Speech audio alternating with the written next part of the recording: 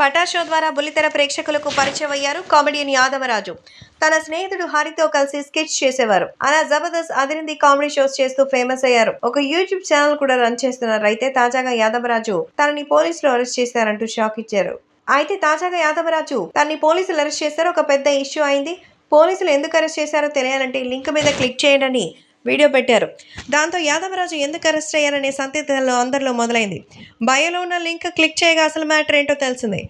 ఇటీవల యాదవరాజు ఒక వెబ్ సిరీస్లో నటించారు. అతను నటించిన who is my daddy web series promote చేసే కార్యక్రమంలో ఇలాంటి డ్రామాలాడారు. పోలీసులు అరెస్ట్ చేశారని వేషాలు వేశారు.